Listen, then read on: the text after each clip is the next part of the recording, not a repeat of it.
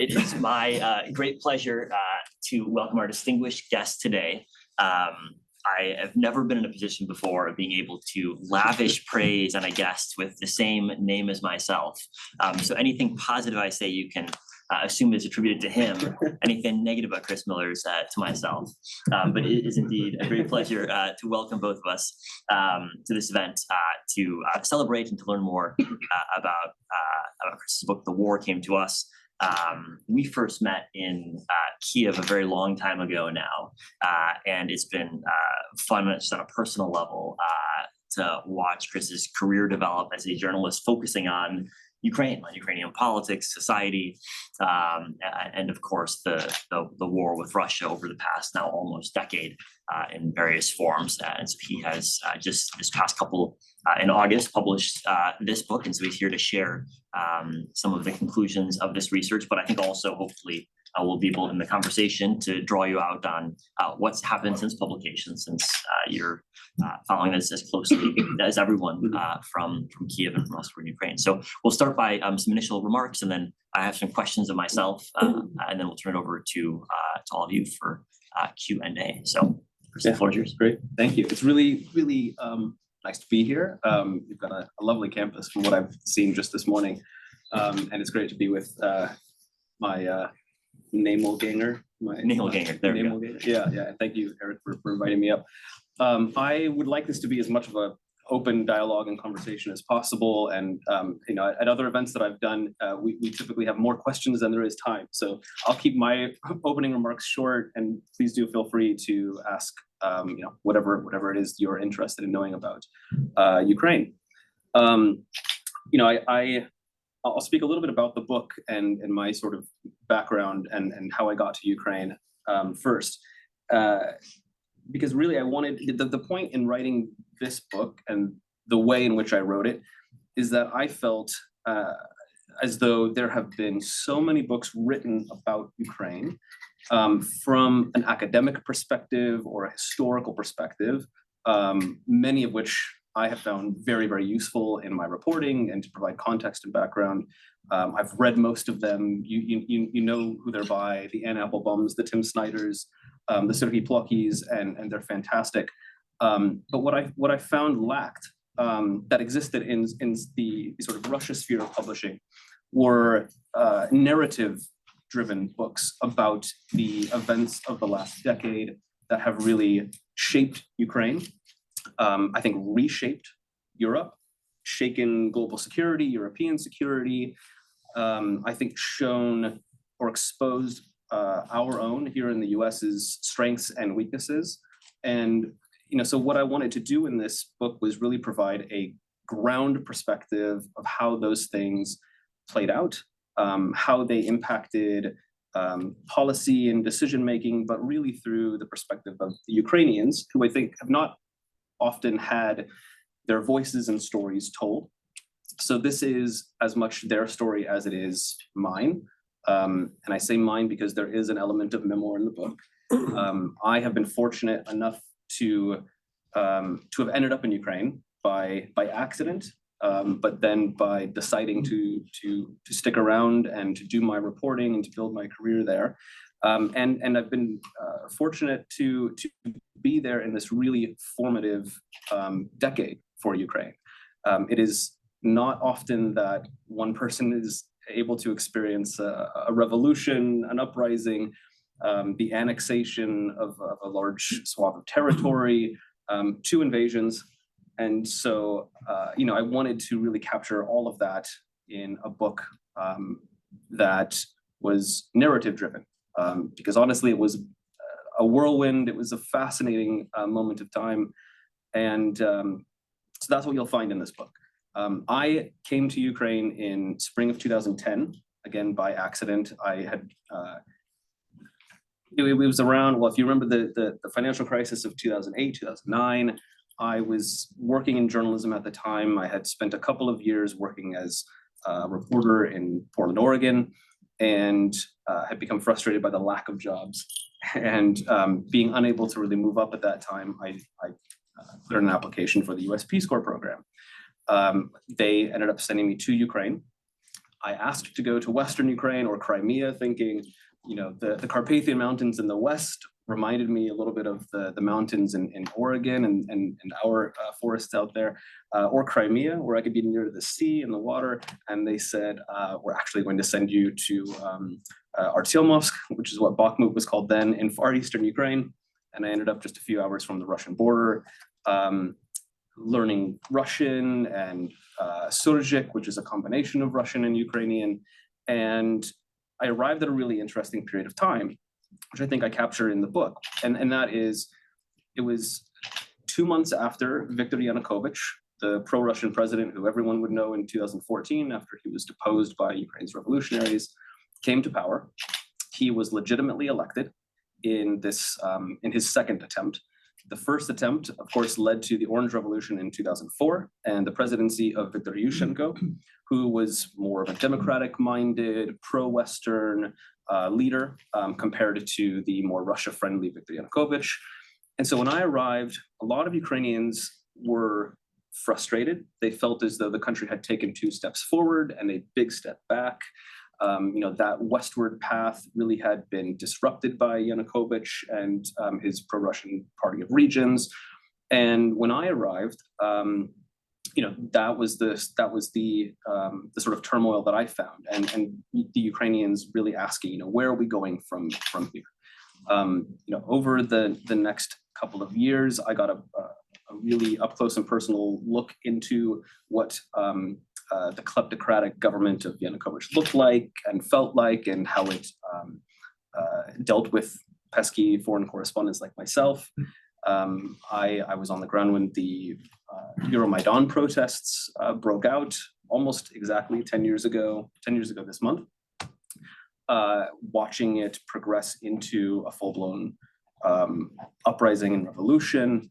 I really tried in this book to in as much detail as I could explain that, because I think the revolution and Yanukovych's ouster in February of 2014 was really what drove Russia to make the decisions that it did in invading Crimea, annexing the country. And I think from there, that is what has led us today, and the response or lack thereof on the US's part and the West's part, I think, to maybe misunderstand the severity of that, that has led us now to be sitting here talking about the worst armed conflict on European soil in 80 years. With that, I guess if you'd like to chat or have any specific questions, I'm happy to answer them. And to all of you, please, feel free to jump in at whatever point you would like. And thank you again for having me. Well, let me start with a couple questions of my own, simply because I want to make sure I get them in as the moderator, and then we'll go over them. First off, I'd love to hear you reflect on how Ukrainian society changed in the now over a decade since you've been engaging with and living there. And I think Ukraine has been really interesting as a country where there's been a very active civil society driven by fairly young people basically your age, and you've sort of grown up with them in some ways, and lived through the same events that they have. And so I'd love to hear you reflect on both the politics as driven from the government, which everyone understands where that takes place, and in the parliament and in the bureaucracy, but then there's also politics in the civil society, which Ukraine is much more tangible and real and impactful than in most other countries. So tell us a bit more about that world. So I would say when I arrived in 2010 and living there between 2010 through the period before the Euromaidan protests began, Ukraine really was still struggling with this post-Soviet hangover. It did in many ways feel post-Soviet. There had not been a lot of progress. I think if you compare it, the progress made between 2014 and now, the progress between 1991, the collapse of the USSR, and 2010 when I arrived was minimal. It was very little. It still felt very much post-Soviet or even Soviet in some ways. If we were to speak about the bureaucracy, certainly there had not been a lot of progress there. But Ukraine's civil society, and in particular, its young generation of Ukrainians that had very little memory of the Soviet Union, or were born just after the collapse of the Soviet Union, were coming of age. And so when I arrived as a 25-year-old, the younger Ukrainians that I was hanging out with and getting to know and working with were people who, they weren't nostalgic for the quote unquote good old days, like some of their parents were or their grandparents. They had traveled to Kiev, they had traveled further to Lviv, they had gone to Western Europe and gotten a taste of life outside of Ukraine and outside of Eastern Europe and the post-Soviet territory. And these were people who now were having had access to the internet. I think globalization played a big part, and just being connected outside of their regional capitals and Kiev was having a huge influence on how they thought, how they spoke, what they planned for the future. A lot of my friends at the time, I think for the first time in their families, were thinking, I can do something beyond Bakhmut, beyond Donetsk region, or even beyond Ukraine. And that hadn't really been something that many of their parents felt growing up. And certainly after the collapse of the Soviet Union, the economy was in turmoil. A lot of them didn't have many opportunities. Over 2 decades, there was a lot of rebuilding.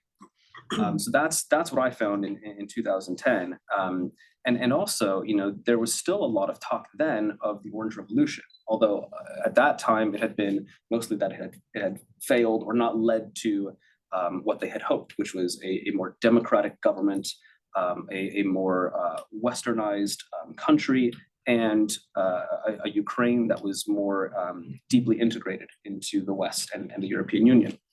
Of course, when Yanukovych came in, he played off both the West and Russia, to a great extent, really to enrich himself. And when I use the term pro-Russian to describe Yanukovych, I use that in like the broadest sense, and ultimately because that is the direction that he turned. But I think that he was pro-Russian to the extent that it would help enrich himself, enrich the Party of Regions. Anyway, not to digress. But that I think that moment in time, 2010 to 2013, 14, really was this sort of period of where people were kind of looking inside of themselves and saying, well, Yanukovych is now president. We've not been successful in 2004 with the Orange Revolution. Where do we go from here? How do we get there? I think there was a civil society that was looking for an opportunity. I think those people were the ones who came out first and foremost in the first week of the Euromaidan protests in 2013.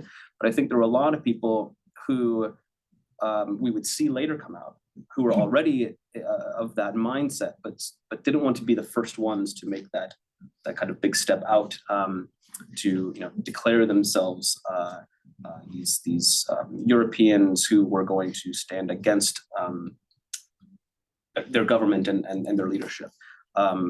But I think we got there by, obviously Yanukovych's turning away from the European Union and the association agreement, and the frustration of civil society, and then ultimately the violence perpetrated by Yanukovych. Today, what I see is that civil society multiplied times 10, times 20. It's a more unified country than I've ever seen it. More people are speaking Ukrainian, and more people are proud of their heritage, of their culture, of their art, of their music, of their leadership. There are people who are much younger than me now, playing significant roles in politics, in civil society. Ukrainians Gen Z is English speaking, French speaking, German speaking. They've traveled everywhere. They are very plugged into what is popular here in the US. They listen to the same music. They are a globalized group of people. They have shed that sort of post-Soviet skin that some of their parents and grandparents had, and really are the ones who I think are redefining and remaking the country, and that is exciting. And I see that on a daily basis, just from, and you'll remember from being in Kiev that after 2014, all of these incredible businesses and NGOs and everything bubbled up. It's really become a European city, unlike one that I've seen it before. That's exciting. I think, there's a lot of talk right now about whether or not elections should be held in Ukraine. And I was having a conversation about that with someone recently. The conversation was more about whether they could even be held, and whether they should be held. But whenever that does happen, what's going to be of particular interest to me is who is going to be running. The big political names that have shaped the country and its politics in the past 10, 20 years, Petro Poroshenko, Yulia Tymoshenko, Yuri Boyko, those types, are largely not influential anymore. Nobody really pays attention when Petro Poroshenko says something or posts something on social media. Yulia Tymoshenko, the only news that she's made in the last 2 years is this, foreign trip that she made where she was in a bikini on the beach. That angered Ukrainians who were, struggling at home. And so what we're going to see, I think, is the emergence now of this younger, vibrant group of 20-somethings and 30-somethings and early 40-somethings who are really going to be much more of a European voice. They will be, I think, more closely, they will certainly resemble more closely many of the European politicians that we see in, I think, probably France, Germany, Poland. One thing that I think is going to be interesting with this generation, they're more proud to be Ukrainian. They are more patriotic. They are much more nationalistic. And I think seeing how the sort of nationalism that has come about takes hold is going to be really interesting to watch, because I know from speaking with some of Ukraine's best political scientists that there are some who are in two camps. One is that this is going to be a really democratic group of people who emerge from this war, and they're more along the lines of the Brussels politicians, the European Parliament, and much more democratic. And then there's another camp that believes if things don't go well in the next couple of years, that nationalism could end up becoming more in the sort of Hungarian or Polish type of patriotism and nationalism and democracy. And they could end up being more, as the Ukrainians integrate with the EU, they could end up being more of a disruptor rather than a country that just resembles one of the more democratic members of the EU. Anyway, that's kind of a meandering answer. No, that's fantastic. Well, I'd love to ask about the older generation now as well. Sure. You mentioned nostalgia among part of the population for the good old days, which I probably is more relevant 10 years ago than it is today. You've mentioned the growth of a Ukrainian identity among the younger generation. So turning to the older generation, if you look back to the people you first met in Artomovsk, who were 65 years old, where are they now in terms of politics, in terms of identity, in terms of where they see themselves fitting in society? I'm not sure they really have a strong advocate for their generation and for their age group. A lot of the older politicians really have not been very influential. They haven't been out there. At least what their messages are haven't really caught on.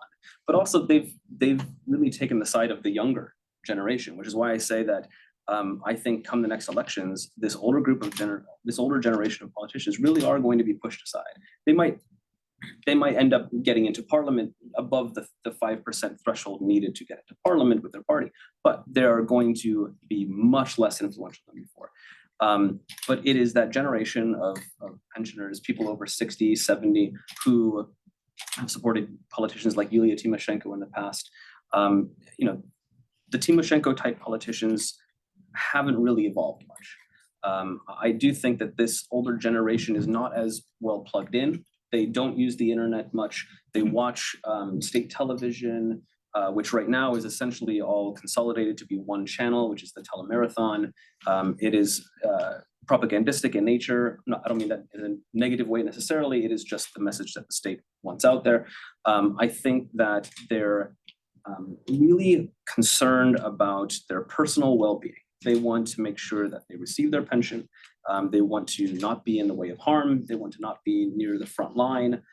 Some people, and actually I would say many of them, anecdotally, are stubborn enough that they actually will not leave from some of these more war-torn areas.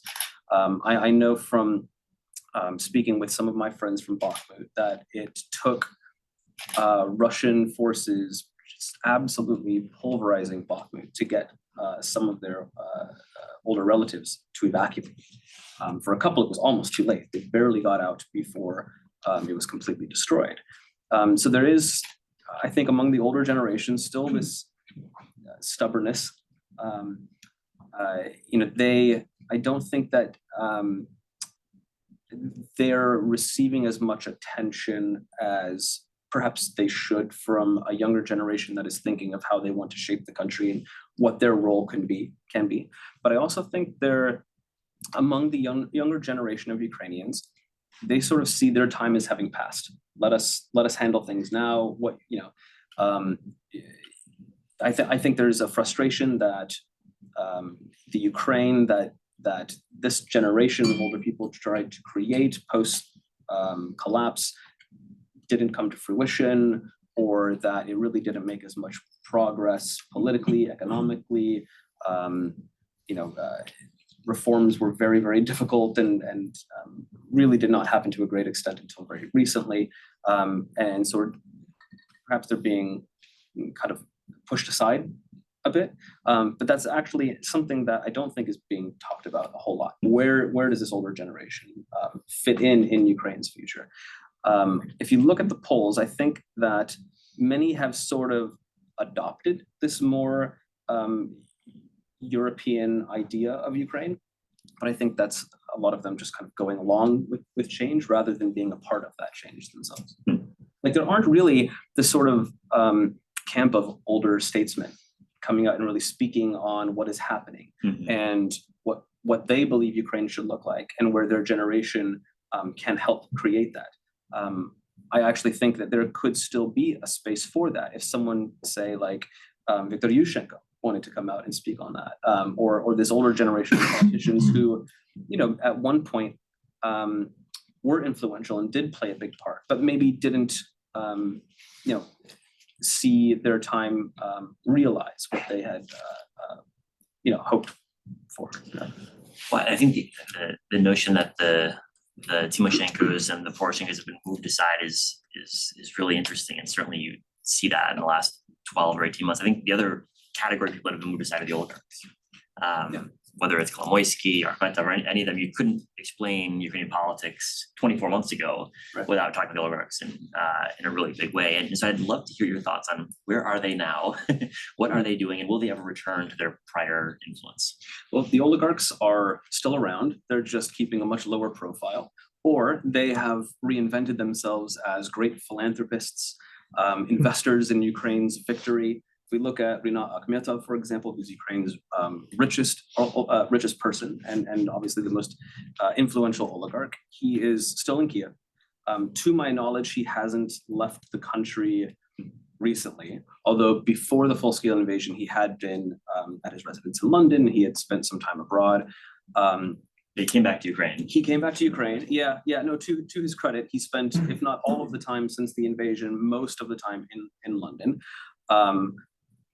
I say that having trusted him in our email exchanges and his press team that keeps me apprised of what he's doing and the things that his company is doing. But he is an example of an oligarch that has now reinvented himself as a pro-European business person, who says he is all for Ukraine's victory. He always has been pro-Ukrainian. He's never been pro-Russian. His companies have now been repurposed to create materials for the war effort. I was just down at the Metinvest plant in central Ukraine, or one of the Metinvest plants, where they're making decoy weapons to provide the military with, and he's doing it at his own cost. He's not selling them to the armed forces. They're creating these fake howitzers and mortars and tanks and other vehicles, and handing them over to the military.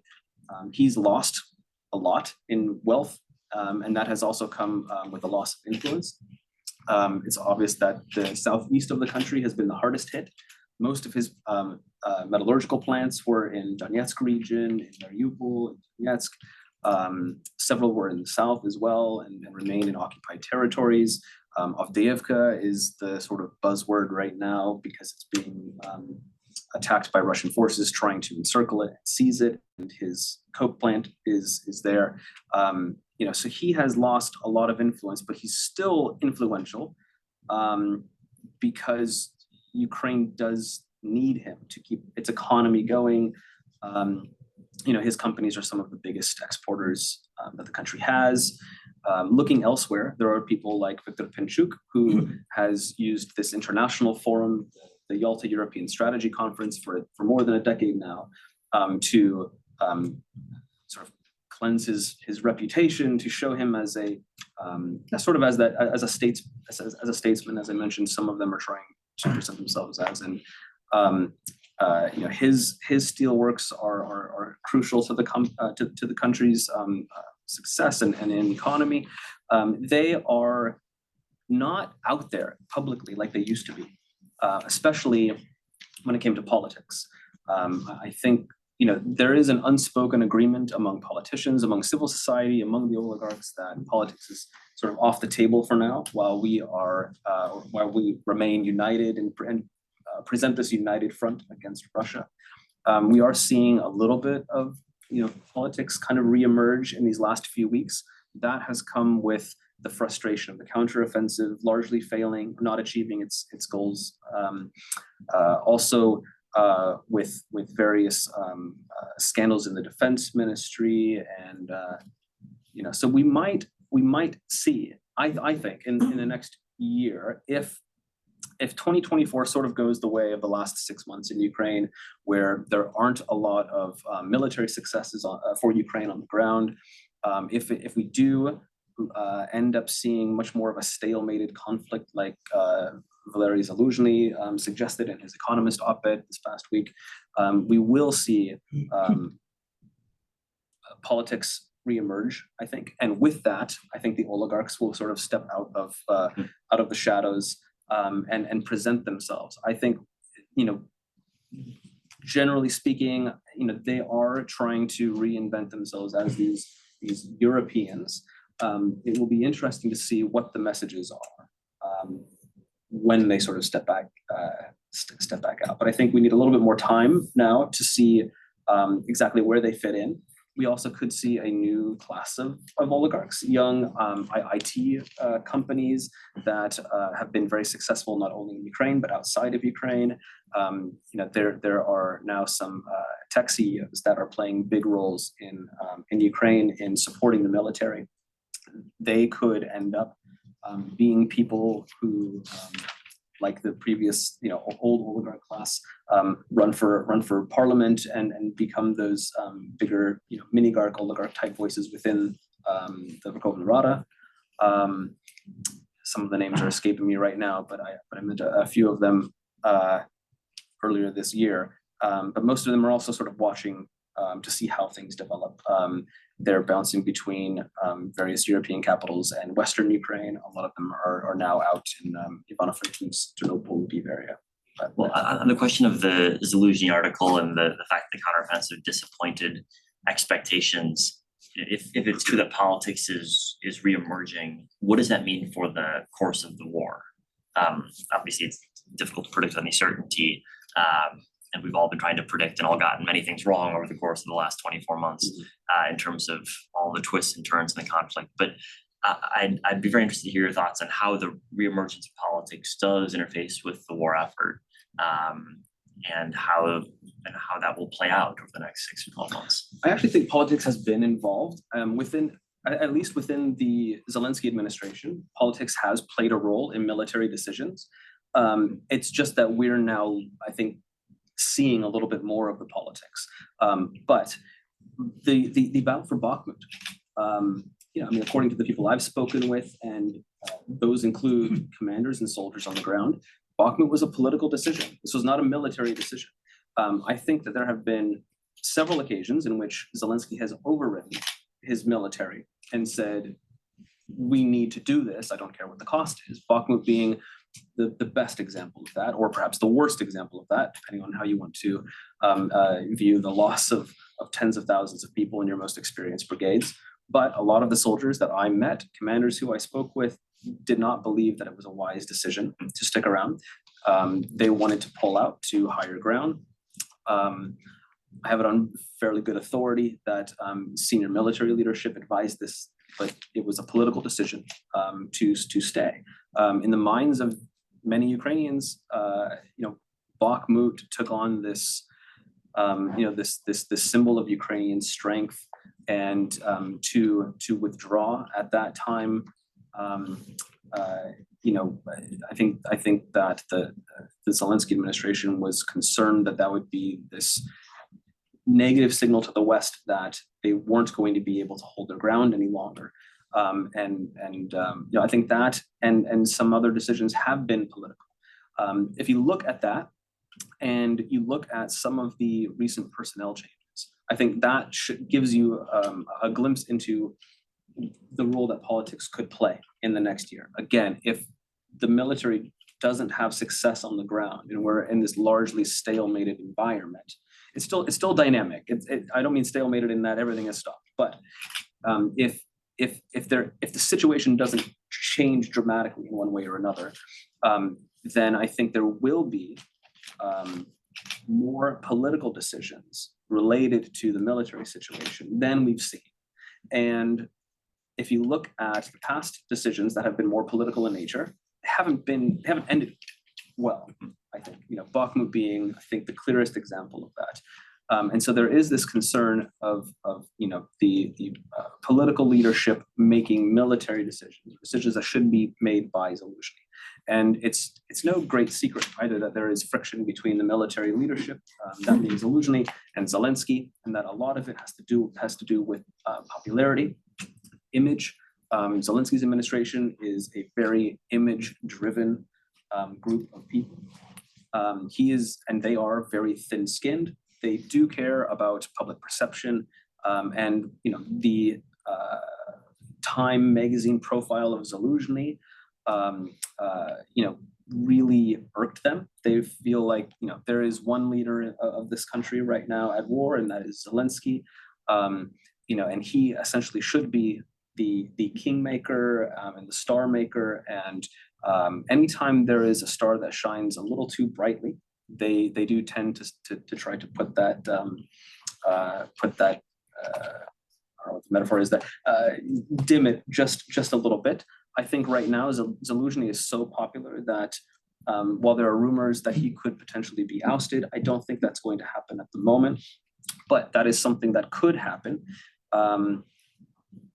in the next several months or over the next year, as politics kind of comes more into play. I guess if you were having this conversation in Moscow, the assumption would probably be that the more politics comes into play, the more likely some sort of concession is to end the war.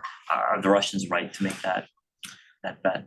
I think so. I also think that it is correct in thinking that time is more on Russia's side, because with time and with no great change in the military situation, we will see the emergence of politics, and like you said, with more of those politics, possibly more pressure within Ukrainian society if people keep dying, if there's no territory retaken, if Western support dwindles, to make some kind of deal. I don't think that Ukrainian society is there yet. Polls overwhelmingly show, and I can tell you anecdotally, Ukrainians do not want to make any concessions at the moment. Everyone believes that within Ukraine believes that any kind of deal right now would only allow Russia time to regroup, to reinvade when it is prepared to do so. We know that Russia has put its economy on a war footing. It is producing more missiles, more military material than we are in the US at the moment. That's going to continue to be the case for, I think, quite a while, at least the next couple of years. And so the concern among Ukrainians is that any kind of negotiations at the moment would only benefit Russia. And there's very little benefit for Ukraine right now in negotiating, with the exception of perhaps the killing being stopped momentarily. But everybody looks back at the Minsk II agreements of 2015. It stopped the fighting. It may have saved lives in that moment. But what happened several years later? Russia launched a bigger, broader invasion. Tens of thousands more people were killed, and so that is the concern. But yes, as politics comes back into play, certainly Russia is going to use that and exploit it as it has other times, previous times. And I think that they're also looking at that as within the realm of time, or the concept of time. Like, it is very much in their favor for this to go on, I think, for 4 years. And so they're waiting and seeing, I think, what's going to happen in the next several months. Certainly it's going to be important what happens here in our election year and over the next few months. Yeah. Let me open up to questions from the audience, please. Hi, my name is Nayan. I'm also a journalist. I'm a student here right now, and I work for the Russia and Eurasia Program. So I have a lot of questions, but I'll just stick to two. The first one is, what do you think about the state of the media in Ukraine right now? I'm not talking about the foreign media, the domestic Ukrainian media, because there are a lot of concerns being raised by media protecting journalists in 2022, or the laws which were passed. What do you think? What's your view on the state of the media in terms of, I think you briefly mentioned about it, but what do you think, what's happening, and is it good for a country that Ukraine wants to be in terms of being democratic? That's one. Number two is more of a journalistic question, in the sense that when you report on a story like this, when the facts are clear on the ground, Russia was the aggressor and committing, mass atrocities in the country, and you report on that. But when you are also confronted with alleged reports of atrocities committed by Ukrainian soldiers against Russians, how you square that circle in terms of if you report on those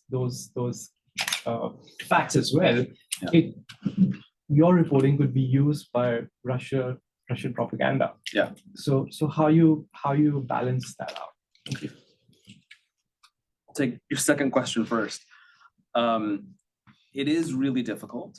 I do take an extra beat and sit there, and I do think about how whatever it is that I write could be viewed or misconstrued or be used by Russia in its own propaganda against Ukraine or against the West, or to paint Ukraine as a country of neo-Nazis, which of course it is not. But as a journalist, I don't keep the possibility of Russia using something that I might write from me doing my job as a journalist. I have had conversations with members of Zelensky's office, who I know very well, just in just general conversations, not like in interviews or anything, about the foreign media's coverage of the war. And obviously they have expressed some concerns, not only behind closed doors to me, but publicly. The foreign ministry has, for example, been very critical of some Western reporting. I think the most recent strong example of that would be the New York Times investigation into the attack in Konstantinovka, a city in eastern Ukraine, where a missile that appeared to have been a Ukrainian air defense missile struck a market, killing, I think, 13 people or more. And obviously the Ukrainians were at first saying this was a Russian missile, another atrocity carried out by Russian forces, when in fact it does look like this was an errant missile. Now, that's a really good example of when the Ukrainian government would much prefer that story be buried and not reported. My argument to them has always been, in times of war, things are going to happen by both sides, some of which are intentional or unintentional. I think it actually makes you look stronger as a country and more confident and transparent when you admit mistakes.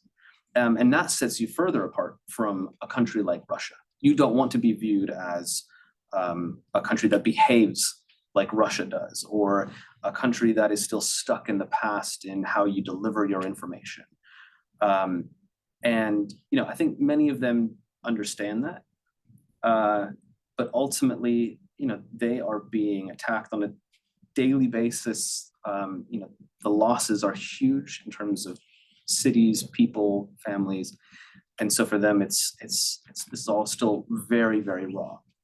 They are willing to have those kinds of conversations. And I do think that they ultimately are supportive of press freedom and freedom of speech. But in wartime, and I think we did it as well in our own wartimes, rolled back certain rights. Freedom of the press and free speech right now in Ukraine does face some struggles and things imposed on them by the government, by the Zelensky administration. This telemarathon, I think that my own personal opinion of it was that in the first days of the war, having a sort of a single structure of information and voice from the government saying what you should do, how to keep yourself safe, how to get out of the country if you need to. I think that actually was helpful for a short period of time.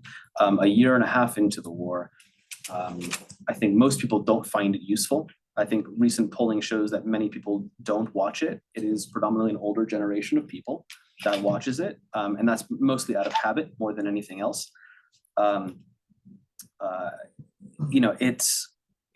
It is propaganda. There's very little of informational value, I think, there.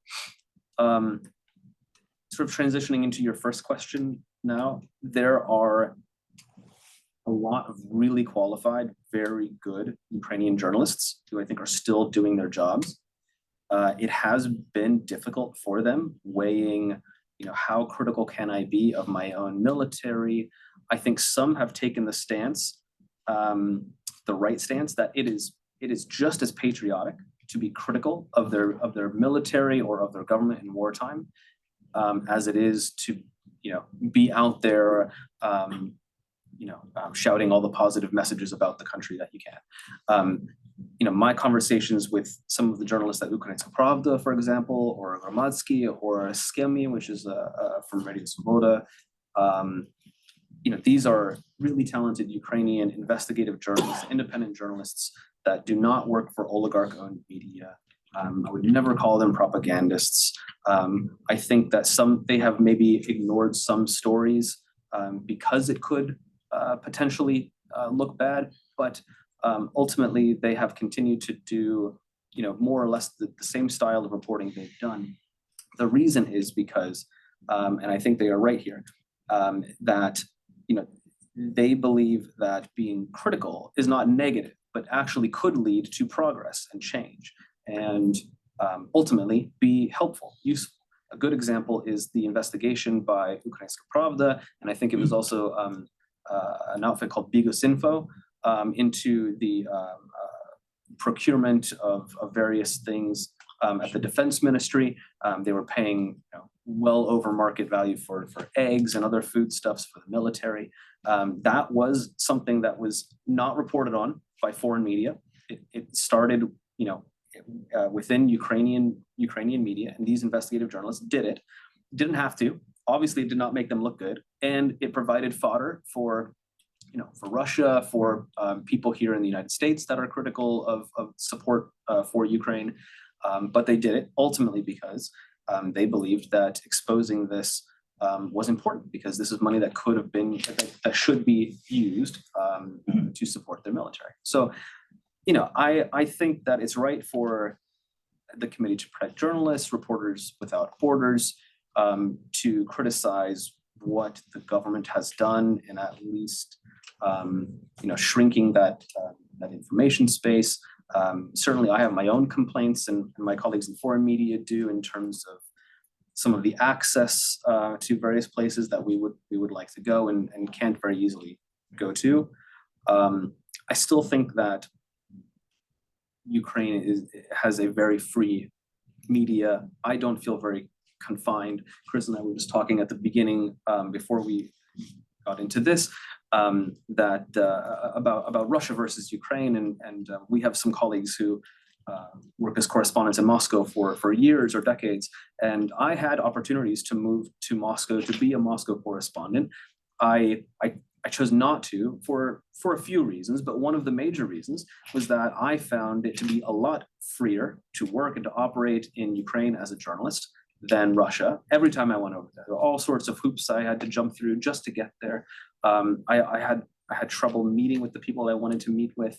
To meet with anyone within the Kremlin or any decision-making power was nearly impossible. While in Ukraine, I have the mobile numbers to the past 3 presidents. I could call the chief of staff at any given moment for a comment. I go to the presidential administration at least once a week for on-the-record or background briefings. I can email an oligarch for a comment. I can do a lot that I would not be able to do in Russia. So, I think it's right to be critical of Ukraine, its government, the decisions that it makes. As I've told many of them, this is a part of being a democratic country, and if what you are aspiring to be is a member of the European Union, you're going to need to be tough enough to handle these kinds of questions and criticisms. I think it could be freer, sure, but also this is wartime, and they're constantly having to balance whether to be this open or to have these sort of parameters set on media freedom. I'm not particularly worried about it, but I do think that there's one more element of this that I haven't touched on, and that's self-censorship. What I see a lot of is actually not these the government confining us or Ukrainian journalists to where we can be or where we can go or what we can report on, but I see the issue of self-censorship being even bigger. There are a lot of journalists that just simply do not want to report on various things because it could be viewed negatively. They would much prefer, and it is easier too, just write positive stories or propaganda, and I get it. I do try to understand their perspective, and that is, we're being attacked. We need all the help we can get. Why would we want to risk negative attention when we're really fighting for our lives here? So, yeah. Thank you. I can preface this with a lot. I'll keep the brevity high. Personalities matter, especially in times as transformative as these. To what extent would you say, looking at his polling prior to the war, to what extent would you say that popular support of President Zelensky is genuine? And to what extent would you say it's driven by patriotism because of the war? Oh, hugely because of the war, and so his, he was elected with. I'll provide some of the context. He was provided, or he won with 73% of the vote in 2019. As you said, his popularity dropped significantly before the war, and I think ahead of the full-scale invasion, he was roughly in the 20-something percent, maybe 30%. So that I think was his core group of supporters is about that number, roughly 35%. The other 35-38% that he won with during the election were anti-Poroshenko voters. So they were voting against somebody, not for Zelensky. So, if you look at the numbers ahead of the full-scale invasion, that was, I think, his core base. He's got about 30% of people who are true Zelensky believers. And I think they are still around. I would say if the war ended tomorrow, in any case, with a Ukrainian victory or let's say a stalemate or an unfavorable peace deal, I think he would face stiff competition in a presidential race. I think he would, and a lot of people compare him to Churchill. I think he could be Churchillian also in the way that he doesn't really want, which is losing a lot of popularity, losing an election. He is viewed as being a strong wartime leader, but a weak peacetime leader. His two major, pegs to his platform were bringing peace to Ukraine, ending the war, and rooting out corruption. Well, the war has only gotten worse, and corruption is still rampant. Ukrainians are clear-eyed people. They also like change. There's only been one president who was reelected, and that was Kuchma. And we could probably argue that there were a lot of things put in place to win that second election. And so I think for those sort of historic reasons and just knowing Ukrainians' appetite for new faces, I think he would. It would be very difficult for him to win re-election after the war. I think his popularity, to try to answer your question succinctly, he's still got a core group of supporters, but the people who would come out to vote for him instead of another candidate is significantly less. I think that sort of 35-38% that voted against Poroshenko for Zelensky because he was a new face now would be very open to voting for somebody like well, maybe, I don't know. He hasn't said he would be interested in entering politics, but Zaluzhny or Pritsula, for example, who is one of the largest fundraisers of the military, and like Zelensky himself, an entertainer, a comedian, somebody who's very good on social media, very good at communicating, handsome. These are all things that the Ukrainians like, and he's a brand new face that has not been political, and has done a whole lot for the country. So I think if those three were to run, for example, I'm almost certain Zelensky would lose. Sure. He's been compared to Churchill, and of course, no one in Ukraine would want to compare him to this person. It was something that I had read, it was on Reddit. Would you say it's apt to say with Zaluzhny that there's maybe a historical parallel to Stalin and Zhukov after the Second World War, and concerns that Stalin had that Zhukov maybe looked a little too good on that white horse and maybe needed to go out to the provinces for a while? Sure. I don't think we'll be very careful here not to. Of course. I don't mean to put you in an uncomfortable. I don't want to. He looked at his like, yeah, the Stalin. Zelensky is not Stalin in any way. That wasn't the correlation. Sure. I think the best way to answer that would be, Eisenhower. We go with Eisenhower. Right. Okay. Yeah. A friend of Zhukov's. Yeah. I think a major concern for Zelensky is Zaluzhny's popularity. I'll answer it this way. Is Zaluzhny's popularity, and I'm not. I think he would be more careful in how he's dealing with Zaluzhny because of Zaluzhny's popular support and the way he's viewed by Ukrainians and much of the world. I mean, we in the West also. I think there are a lot of people who idolize Zelensky and also idolize Zaluzhny. Like the cult of personality around Zaluzhny and Zelensky, I think actually extends much further than the borders of Ukraine. A lot of the people who I talk with here about Ukraine, and one thing is that people here now know a lot more about Ukraine than ever before. They know names, and I do think most people view Zelensky here and Zaluzhny positively. Some of them so much so that I find them to be more propagandistic in their discussion of Zelensky and belief in Zelensky than Ukrainians. A lot of Ukrainians view Zelensky as a strong wartime leader. But, and I've heard this many times, almost word for word from many people, the moment that this comes to some kind of negotiation or the war is over, we're going to have some very difficult questions for Zelensky. A lot of people were displeased by how he handled the weeks and the months leading up to the invasion. They wish they would have had more time to prepare for it, to be able to make the decision of whether they should stay or should go. Instead, what you got, and as I write in the book, was a very chaotic situation in the first hours and days. A lot of uncertainty, and they did not feel as though the messaging by the office ahead of the full-scale invasion was particularly good. And they would like to know why that was and what they knew when they knew it. And so that's a big reason why I think a lot of Ukrainians actually look at Zelensky more clear-eyed than some of us in the West who look at him as the sort of like idol Churchillian figure. Yeah. Thank you, Mr. Miller. Yeah, sure. Yeah. Good question. You referenced this during the talk. The precipitator for the Maidan was the EU and the promise of potentially assessing the EU, not another interstate organization in Brussels, but the EU.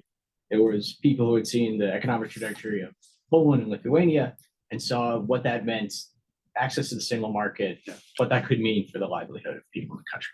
And that were upset that the EU association agreement was torn up and that path was closed. And now there's some suggestion it might be reopened, which was the ambition of the people in the Maidan. But we've seen in the Western Balkans how long it takes and how frustrated other states can be as they're trying to head in the direction of that aspiration. What is the current mood of people in Ukraine about the possibility of joining the European Union? And do you think that it's matched to reality? It's overwhelmingly positive, and more so than ever before. If you look at the polling compared to 2010, where I think it was a little over 50%, a small majority, or barely a majority of people, now it's overwhelmingly positive. And Ukrainians do want to be a part of the EU. I would say that many Ukrainians believe they deserve it and that they've sacrificed more than enough to be a part of the EU. I think clear-eyed Ukrainians will tell you they know it's a difficult path still.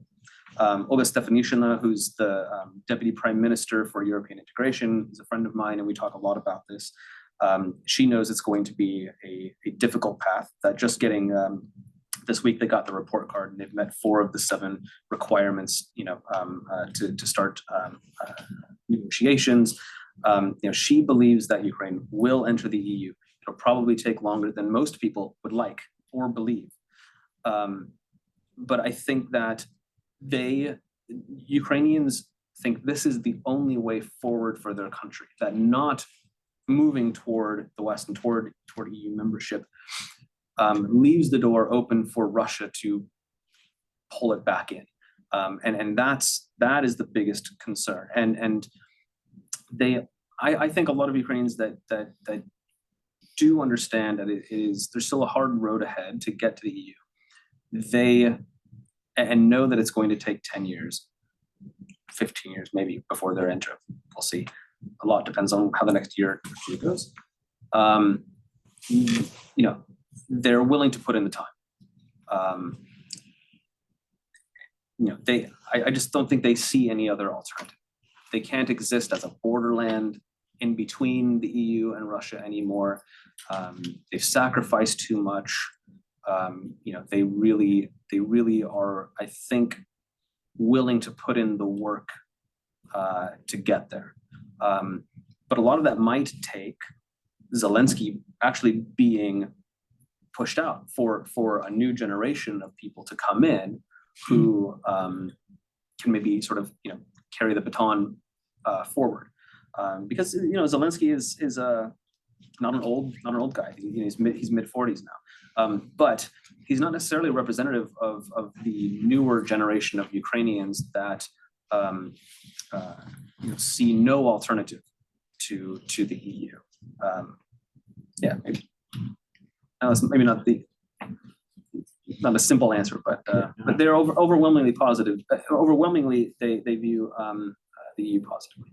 I guess I'm interested in the gap between realism about how long it's going to take and the hope that it's going to happen. Yeah, they're hopeful. I think I'm not sure many people want to accept the fact that it's going to take as long as it probably will. And that is because the situation they find them in right now, which is, you know, people still dying on a daily basis. They would like guarantees and membership now. They would love to be in the EU next year. They would love to have some kind of security guarantee from NATO or even be a NATO member. You know, I'm not sure. I think one answer is that there are probably not enough Ukrainians who are being realistic about how long it's going to take. But part of that is the messaging from the government and also them as a strategy trying to keep pressure on the West to bring them in as quickly as possible. Hi, thank you so much for this talk. It's been really interesting. Can I ask, you mentioned about kind of Zelensky in particular, that there's a lot of kind of nuance to how Ukrainians view him that we in the West aren't really seeing in our media coverage. Are there any other issues in Ukrainian politics or Ukraine in general from the population that we in the West are just completely missing, like in a nuanced sense? Because I'm sure there are, but. Yeah, no, I'm sure there are. Now you put me on the spot and I won't be able to think of a single thing. Well, we talked a lot about politics. I think while the country is more united than ever before, they say that, I will tell you that that is the case. It is because of the country being in wartime. There are people with different ideas about what a new modern Ukraine should look like. I don't think any of those ideas include it not being a part of the EU, but I think there are people who have a different idea of patriotism, of nationalism, of what Ukraine's role in the EU should be. I would say that the image that I think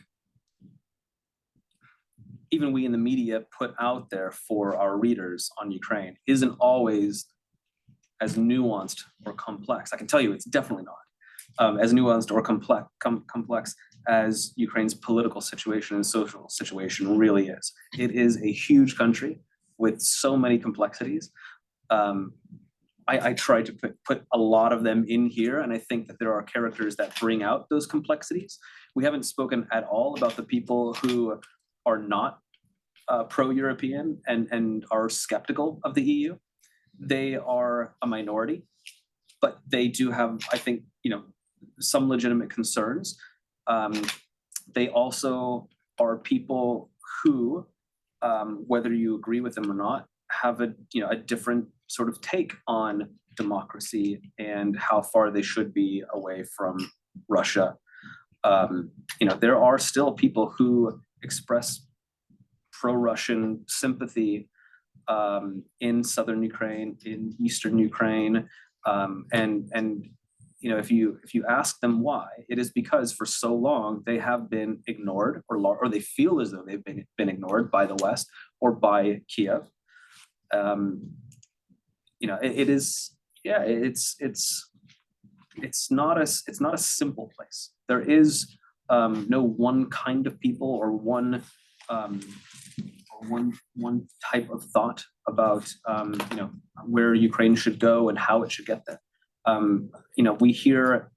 We hear what Zelensky is saying, and very generally, yes, Ukraine wants to move westward. But I think as this war goes on, as Ukraine gets closer to membership, as we get closer perhaps to an election in Ukraine, which might be a couple of years away, more of that will emerge, I think, and some of those will become a little bit more clear.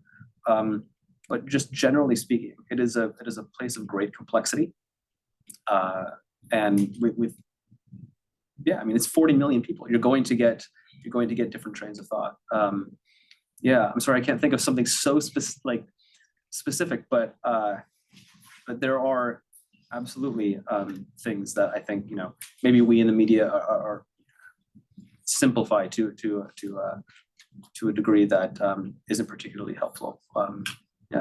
And I guess your editors are calling you up, asking you primarily about updates on the war. Yeah, I think, right now there's more of an appetite for internal politics, and that is because there's less happening on the ground. It is a little bit less dynamic, and so I can tell you personally that we're more interested right now in what is Ukraine doing to become more self-sufficient in the year or years ahead. Myself and Alec Russell, who's our foreign editor, just did a story on Ukraine refitting some of its factories to produce weapons domestically, and also to partner with Western companies. It's all about Ukraine being more sustainable, because there's a lot of concern about whether or not we're going to continue providing the support that we have been. But yes, yeah, we do want. We are asked often, what is the current state of the war? And also with the Israeli-Hamas war, Gaza, Palestine being a major issue right now in the Middle East, there's a lot of attention being taken away, and a lot less interest, to be honest, among I think readers and papers, and we only have so much space on a site or in a newspaper, and so that also could play a part in coverage, and it's already having an effect on Ukraine and its information policy. Zelensky and his office now are desperate for attention. They want Ukraine to not fall off the front pages. I just had a conversation with his press secretary last week. He said, I said, what are your goals before the end of the year? What do you really want to accomplish? What is manageable? And he said, keeping people's eyes on Ukraine, like attention. Attention is what we are really striving for, and that's a pretty low bar. Can you speak to how the issue of displacement is affecting Ukrainian politics? Because we've seen so many millions of Ukrainians who have been either internally displaced or have gone off to Europe, some who are now in Russia and Belarus, in fact, so they're all over the place. And I think there's not really a clear vision of what a post-war Ukraine will look like in terms of rebuilding the economy and bringing people back, but also in terms of these questions about how do you have an election when so much of the population is outside the country? How is this figuring into Ukrainian politics? And that's really interesting. And I might get really nerdy here for a moment, but you've got a lot of people from the East and the South that traditionally have voted, not necessarily, well, maybe the older plus 50, 60-year-olds have voted for the Party of Regions, or parties that were not necessarily pro-EU. They have now moved further west. You've got a lot of people from Lugansk, Donetsk, Kharkiv, Kherson, Zaporizhia regions, all living in Ternopil, Lviv, Ivano-Frankivsk. They're changing the political dynamics of those regions. And a lot of them are going to end up staying because their homes have been destroyed or their cities are under occupation. You have in polling, and I don't like putting Ukraine in like this kind of east-west category, but you've got a lot of people with a different idea of Ukraine and where it should be in the West, now living amongst people who have been in Western Ukraine very clear about them wanting to be in the European Union and viewing themselves as Western Europeans, commingling. They're it does. I was just chatting with a friend at King's College about this week. There are some sort of cracks emerging in that unity that we discussed. People feeling as though their cities have now been kind of overrun by people who've not been there before, and until recently didn't care a whole lot about a unified Ukraine. And I think that is partly because, this failed counteroffensive and things not being overwhelmingly positive in the context of the war at the moment. But you've got a huge political change. A lot of these people with differing political visions now predominantly in the West. Those who are left behind are the ones who are too stubborn to leave. They do have the more pro-Western views. So if you've got a village of 7,000 people and 3,000 are left behind, the people who left were the ones that were mobile. They had more money. They had other options, possibly in the West or family out there. And so these were people who had a more westernized kind of view of Ukraine and where they should go. Those left behind are mostly immobile or poor, can't afford or don't want to start over. And you're going to get now, I think, in this like political map, if you're looking at Ukraine, the East is going to end up being very different politically than the West. It's also going to be, I mean, demographically, not only politically, but you're just going to have a huge amount of people in the West who are now being influenced by Western Ukrainians and the EU like never before. Access to Poland, Slovakia, Hungary, yeah, but I think it's going to be interesting. It'll take a little bit of time to see how that plays out because we likely won't have any elections in Ukraine for the foreseeable future. I mean, a year at least, maybe at the soonest. But that is definitely something that people are watching. What's his name? There's a great analyst. I'll give you his name afterward. I was just chatting with him, but I can't remember. Who's watching a lot of that closely. Why don't we have one more question and then we'll have time for lunch and for book signing after that. Sure. Yeah. Since Russia's invasion of Ukraine, has there been much progress made in the fight against corruption, or have anti-corruption efforts largely stalled? Can you keep corruption in context as well? This is a term that is now used in US domestic politics to discuss. So tell us about how we should think about this issue.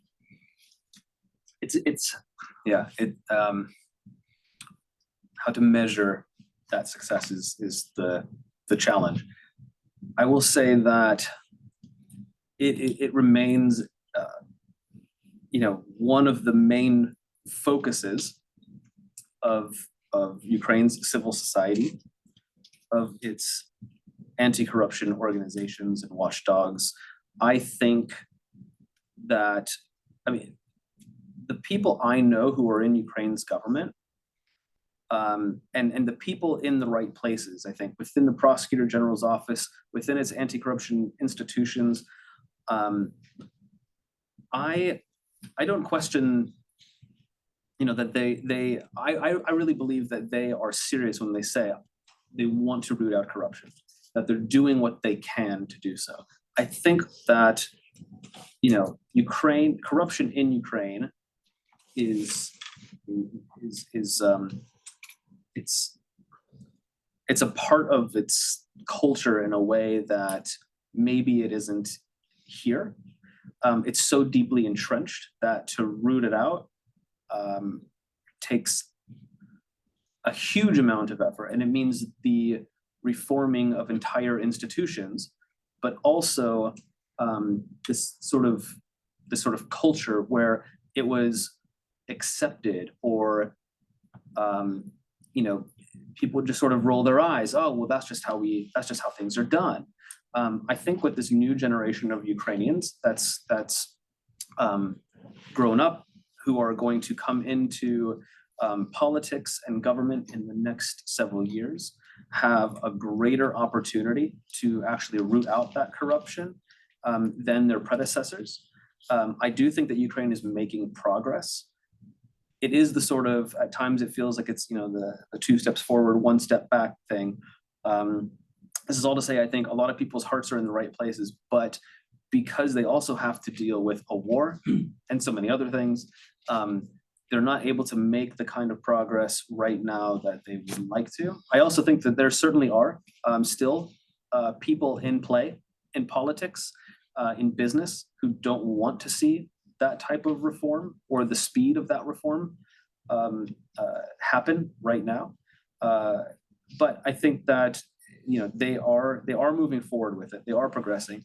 I think sometimes they do get a bad rap. I've seen some of our own politicians and people on Twitter saying that it's the most corrupt country in the world and that it's hopeless, and that's not the case. I really don't believe that it's hopeless. Yeah, I'll leave it there. Yeah. That's cool. We've covered a lot of ground. I've Yeah. learned a lot from our conversation. So let me just say thank you for joining us for today. Thank you for writing this fantastic book. Thank you for helping the rest of the world understand Ukraine over the last decade, but especially the last 18 months. It's been critically important. So thank you. Thank you for having me. Yeah.